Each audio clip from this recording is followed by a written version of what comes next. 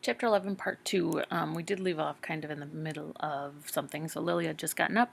She smelled cakes baking, went into the kitchen, and all three ladies are in the kitchen, and they're singing and having a good time, and they're baking cakes. And Lily learns that it's for Mary Day. August, who was wearing one of May's aprons, the one with ruffles trailing over the shoulders, wiped her hands across the front and said, "Guess I forgot to mention it. We've been celebrating Mary Day around here every August for 15 years. Come on and get your breakfast. Then you can help us. We've got so much to do I don't know whether we're going to make it."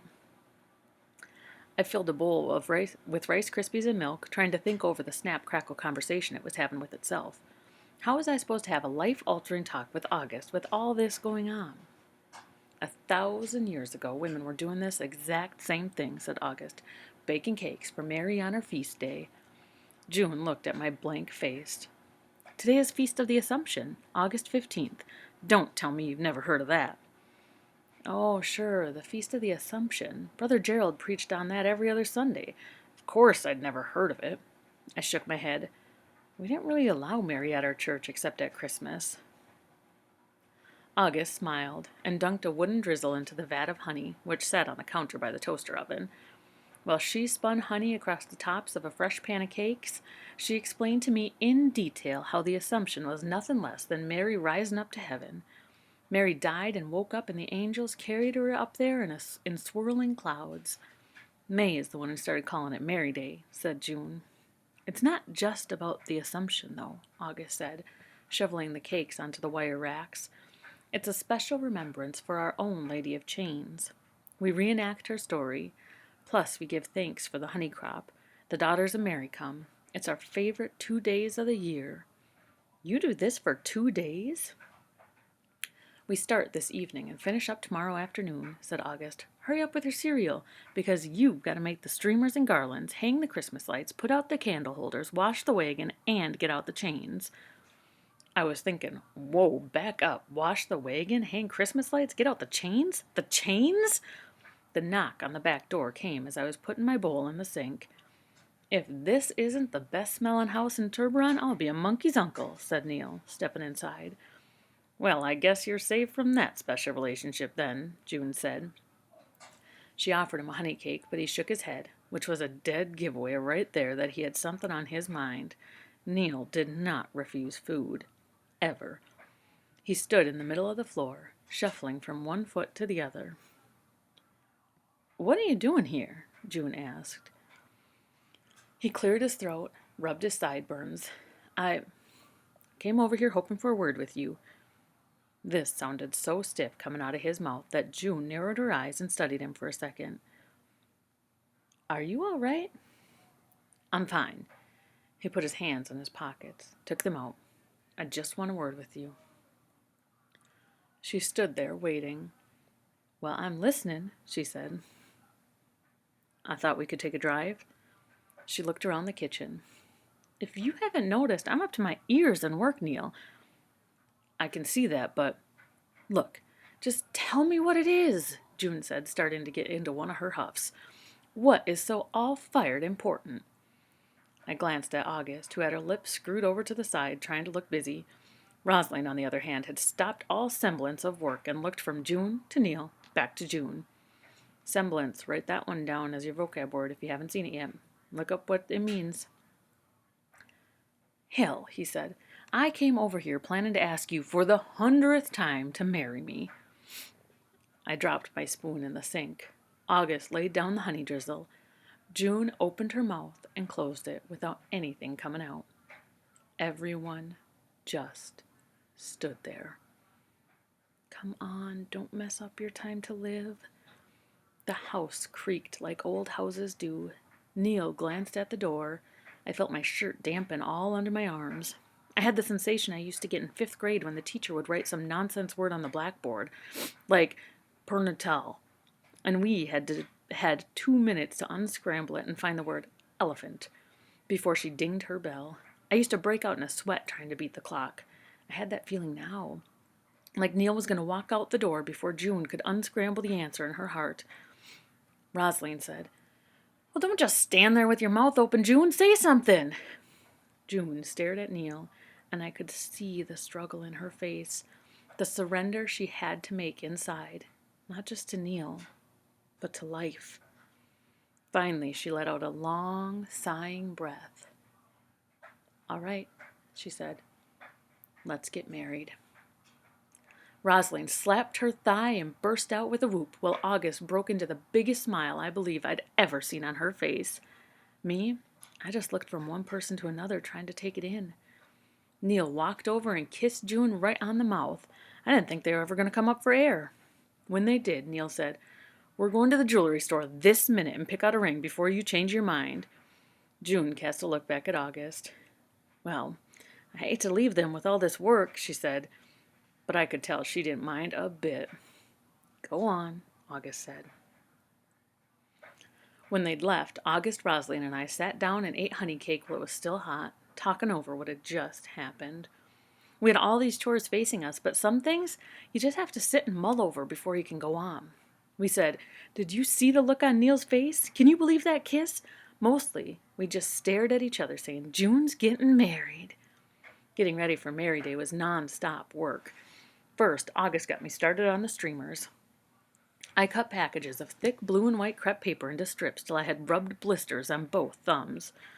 I formed little twists on the edges with my fingers to give them a curled effect, then dragged the stepladder into the yard and hung them from the myrtle trees.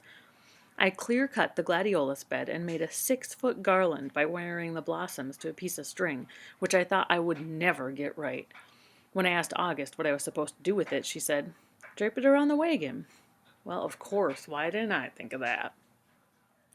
Next, I rummaged around in the hall closet for the Christmas lights, which she had me wind around the bushes by the back porch steps, not to mention all the extension cords I had to rig. As I worked, Zach pushed the lawnmower, shirtless. I set up card tables behind the myrtle trees so the streamers would drift over and tickle our faces while we ate. I tried not to look at him, his tight skin sparkling with sweat, his dog tag hanging from the chain around his neck, his shorts slung low on his hips, the little tuft of hair starting under his navel. He hoed up a big infestation of cabbage weeds, even without being asked to. He swung the hoe with a blaze of angry grunts, while I sat on the steps and dug candle wax out of 2 dozen glass holders. I refilled them with fresh candles and set them all around on the grass, under the trees, mostly in the little holes of earth where the cabbage weeds had grown. Up on the back porch, August cranked the ice cream churn. Beside her feet sat a coil of chains. I stared at it. "What's that for?" "You'll see," she said. At 6 p.m., I was exhausted from Mary Day goings-on. The real part hadn't even started. I got the last thing on my list done and was headed to the honey house to get dressed when June and Neil pulled into the driveway. June waltzed up with her hand stuck out so I could admire her ring. I looked it over, and I have to say, Neil had outdone himself. It wasn't that big, really. It was just so pretty. The diamond was tucked inside a scalloped silver setting. "That's the most beautiful ring I've ever seen," I said. She kept her hand stretched out, turning it this way and that, letting the diamond catch the light. "I think May would have loved it too," she said. The first carload of the daughters drove up then, and June sauntered toward them with her hand outstretched. Inside the honey house, I lifted up my pillow to be sure my mother's photograph and her Black Mary picture were still underneath like I'd left them. Feast day or not, tonight had to be the night I got the truth from August. The thought set off a nervous quiver through me. I sat down on the cot and felt things building inside, pushing against my chest. Heading back to the pink house, wearing clean shorts and a top, my hair all combed, I stopped to behold everything. August, June, Rosalind, Zach, Neil, Otis, and all the daughters of Mary stood around on the mowed grass beside the card tables, their laughter low and vibrating. Piles of food. Blue and white streamers rippling in the breezes. The Christmas lights glowed in spirals of color around the porch, and all the candles were lit. Even though the sun was still working its way down, every molecule of air gave off red fire. I said to myself, I love this place with my whole heart. The daughters fussed over me, how good I smelled, how exceptional my hair was when it was combed. Lunel said, Would you like me to make you a hat, Lily? Really? You'd make me a hat? Where I would wear a Lunel-created hat was a mystery, but I wanted one all the same. At the least, I could get buried in it one day. Of course I'll make you a hat. I'll make you a hat you won't believe. What color would you like? August, who was listening in, said, "Blue," and winked at me. First, we ate. By now I'd learned eating was a high priority with the daughters. When we finished, the redness had seeped from the day and night was arranging herself around us, cooling things down, staining and dyeing the evening purple and blue black. Rosalind brought out the platter of honey cakes and set them on one of the tables. August motioned for us to stand around the table in a circle. The Merry Day program was underway. These are Mary's honey cakes, cakes for the Queen of Heaven, August said. She took one of them in her hand and, pinching off a piece, held it before Mabley, who stood next to her in the circle.